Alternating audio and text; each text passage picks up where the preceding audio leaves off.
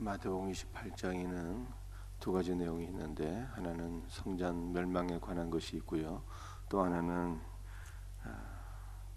재림의 징조에 관해서 말씀하고 있습니다. 이 두 가지 내용을 함께 살펴보면서 주의 은혜를 나누고자 합니다. 2절 말씀을 제가 다시 한번 읽어드립니다. 너희가 이 모든 것을 보지 못하느냐? 내가 진실로 너희에게 이르노니 돌 하나도 돌 위에 남지 아니하고 다 무너뜨려 지리라. 성전 파괴에 관한 말씀이죠. 솔로몬 성전은 주전 587년에 바벨론 느부갓네살 왕에 의해서 멸망하게 되었고요. 그 다음에 지어진 스룹바벨 성전은 주전 63년도에 로마의 폼페이우스 장군에 의해서 회파가 됩니다. 그리고 이후에 세워진 이 헤롯 성전은 AD 63년도에 완공이 되는데 7년 후인 AD 70년도에 로마의 디도 장군에 의해서 멸망을 당하게 됩니다. 그래서 솔로몬 성전, 스룹바벨 성전, 예루살렘 성전, 모든 성전들이 다 무너지게 돼요. 예수님께서 지금 말씀하신 돌 하나도 남지 아니하리라. 철저한 멸망과 파괴를 예언한 성전은 이 세 가지 성전 가운데 예루살렘 성전을 가리키는 것입니다. 여러분들, 성전은 거룩하신 하나님의 집인데요, 이 성전이 왜 멸망하게 되었을까요? 우리 두 가지를 생각해 볼 수가 있습니다. 여러분들, 성전은 제가 누누이 말씀드리지만 모든 것이 예수 그리스도를 가리키고 상징하는 것입니다. 그러므로 성전을 통해서 주님이 나타나고 주님이 증거되고 주님의 영광을 받으셔야 되는데, 성전이 그 기능을 상실하게 되었어요. 더 이상 주님을 나타내고 주님 앞에 영광을 돌리는 성전이 아니라 강도의 구릴이 되었습니다. 성전을 통해서 유대 종교 지도자들이 자신의 기득권을 활용하여서 그들이 탐심을 채우는 죄악의 소굴로 변질되었어요. 또 한편으로 유대인들은 각종 죄악을 범할지라도 성전에 가서 제사를 드리기만 하면은 하나님께서 내 죄를 용서하시고 구원하실 거야, 이렇게 맹목적으로 성전을 의지하게 되었습니다. 눈에 보이는 성전이 우상이 된 것이죠. 그러므로 하나님께서 성전을 다 깨뜨려 버리셨어요.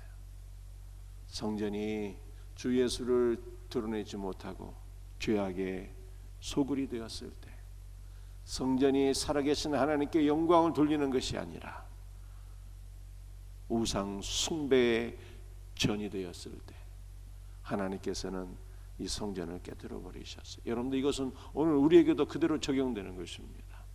우리 각 사람은 주 예수 그리스도를 만나 그를 믿으며 그와 연합되어서 주 예수 그리스도를 증거하고 주 예수 그리스도를 나타내고 주 예수께 영광을 돌려야 되는 것입니다. 그래서 우리의 이름이 무엇입니까? 그리스도인이잖아요. 그리스도와 연합되어서 그리스도를 증거하고 그리스도께 영광을 돌려야 되는 거예요. 우리 그리스도인들이 이와 같은 사명을 감당하지 못하면 하나님께서 우리를 어떻게 하신다? 심판하신다는 것이 성전의 메시지예요. 여러분들이 성전이 멸망한 두 번째 이유, 하나님께서 성전을 멸망시키신 이유는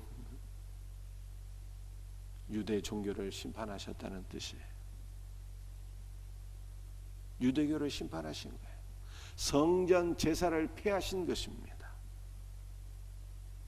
더 이상 성전 제사를 통해서 하나님을 섬기고 죄사함과 영생을 받고 이 모든 성전 제사를 하나님께서 폐하셨다는 거예요. 여러분들 성전 제사는 그림자였어요. 그림자. 장차 주 예수께서 오셔서 우리를 사하시고 우리를 구원하시고 우리들에게 영원한 생명을 주신다는 것을, 주 예수께서 우리의 구원자가 되신다는 것을 보여주는 그림자였어요. 그런데 실체가 오셨잖아요. 우리의 구원자이신 주 예수께서 오신 거예요. 그러므로 그림자는 더 이상 존재할 필요가 없기 때문에 하나님께서 성전은 문을 닫아버리신 것입니다. 성전 제사를 폐하시고 유대교를 폐하신 거예요. 그러므로 우리는 더 이상 성전 제사를 통해서 살아계신 하나님을 만나고 그를 섬기며 영원한 생명을 얻는 것이 아닙니다. 누구를 통해서? 주 예수를 통해서 은혜와 생명과 복을 받게 되는 것이죠. 그러므로 히브리서 기자는 뭐라고 말씀하고 있습니까?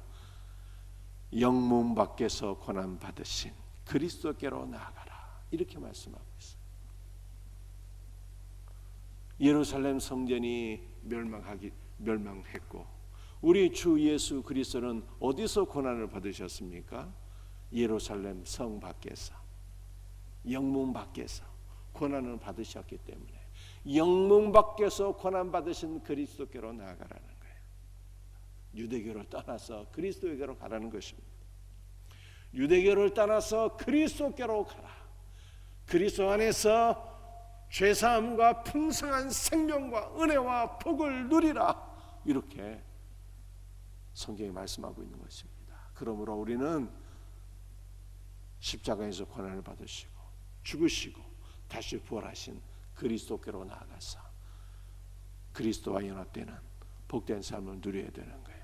이와 같은 은혜가 우리 모두에게 있기를 주 예수의 이름으로 축복합니다.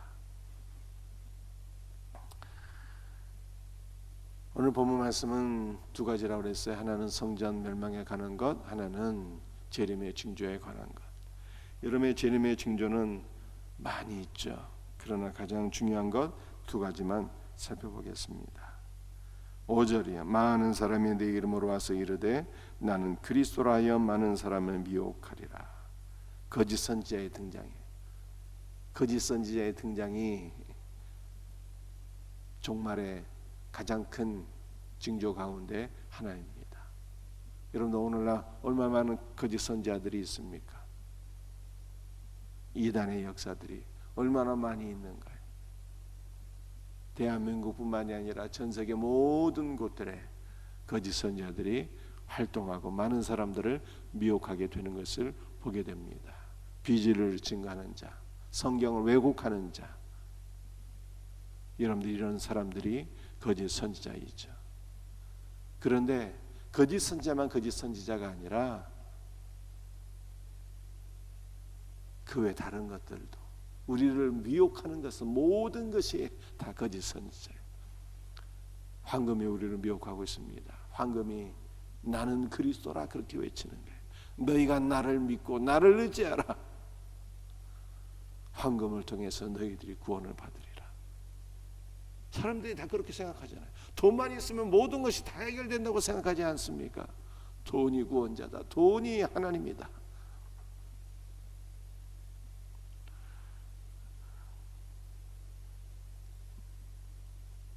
어떤 사람은 명예와 권력을 하나님처럼 의지하고 하나님처럼 따르고 있어요. 어떤 사람은 육신의 정욕이 하나님이야. 삶의 목적이 육신의 정욕을 채우는 것입니다. 이 말세의 징조들이죠. 노아 시대의 모습이 그랬어요. 사람들이 먹고 마시고 육체의 쾌락을 추구하는 것을 삶의 유일한 목적으로 삼았습니다. 종말에도 그렇다는 거예요. 많은 사람들이 육신의 정욕을 따라서 부패하고 타락한 삶을 살게 되는 것이죠. 이 종말의 징조예요. 거짓 선지자들의 등장, 돈이 신이 되고 권력이 신이 되고 육체의 정욕이 신이 되는 이런 것들이 종말의 징조라 성경이 그렇게 말씀하고 있어요. 그런데 여러분들, 초대교회 복음이 무엇이었습니까? 거짓 선지자들은 나는 그리스도라고 외칩니다. 돈도 내가 그리스도라고, 육체의 정욕도 내가 그리스도라고 외칩니다.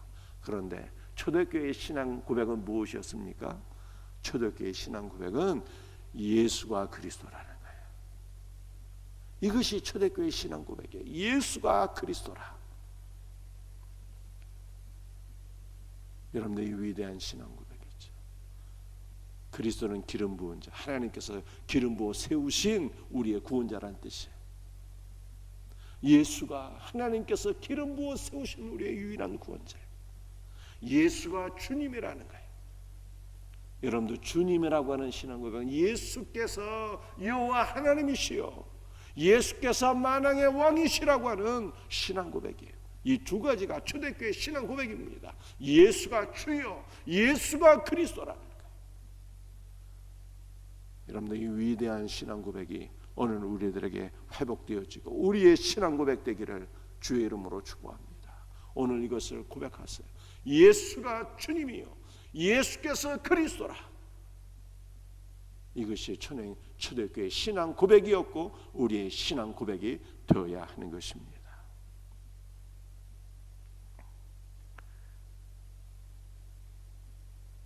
가장 중요한 재림의 징조는요 14절이죠. 이 천국 복음이 모든 민족에게 증언되기 위하여 온 세상에 전파되리니 그제야 끝이 오리라.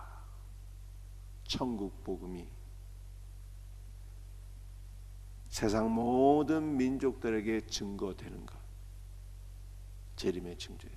그러면 비로소 끝이 온다. 주님께서 말씀하셨어요. 여러분들, 복음이 무엇입니까? 복음이 뭔가요? 좋은 소식이에요. 복된 소식입니다. 그런데 이 복음을요 히브리어는 바사르라고 하는데 이게 살, 육체라고 하는 뜻이에요. 이게 무슨 뜻일까요? 예수께서 십자가에 달려서 죽으시고 부활하셨다는 것이 복음이라는 뜻입니다. 말씀이신 하나님께서 육체를 입고 이 땅에 오신 것이 복음이시고, 말씀이신 하나님께서 육신을 입고 이 땅에 오셔서 그의 몸이 십자가에 달려 죽으시고 죽은 자 가운데서 3일 만에 부활하셔서 우리들에게 죄사함과 부활 생명을 주셨다라고 하는 것이 복음인 거예요. 이 천국 복음이 세상 모든 민족에게 증언되어야 비로소 끝이 온다. 이렇게 말씀하셨어요. 사랑하는 성도들이요, 예수 그리스도의 재림을 사모하십니까? 초대교회 성도들은 소망이 예수 그리스도의 재림이었어요. 왜냐하면 너무 많은 핍박과 혼란과 고난이 있었기 때문에 그들은 아멘 주 예수여 어서 오시옵소서 그렇게 자나깨나 그리스도의 재림을 소망했습니다. 그러나 오늘날 우리의 모습은 어떻습니까? 그리스도를 잊고 사는 것은 아닙니까? 우리의 삶이 너무 유족하여 풍부하여 그리스도의 재림을 사모하지 못하는 것은 아닙니까? 우리의 소망은 다시 오실 그리스도예요. 그리스도의 재림을 소망해야 됩니다. 아멘 주 예수여 어서 오시옵소서 날마다 간구하고 소망할 수 있기를 바랍니다. 그런데 그리스도의 재림이 이루어지려면 무엇이 있어야 된다고요? 천국 복음을 증거해야 돼요. 믿지 않는 가족들에게, 우리의 이웃들에게 땅 끝까지 주 예수의 복음을 증거해야 돼요. 그러므로 교회의 가장 중요한 사명은 그리스도를 증거하는 거예요. 그리스도를 증거하는 거예요. 땅 끝까지 그리스도를 증거하는 사명 감당할 수 있는 복된 교회, 복된 성도들 될 수 있기를 주 예수의 이름으로 축복합니다.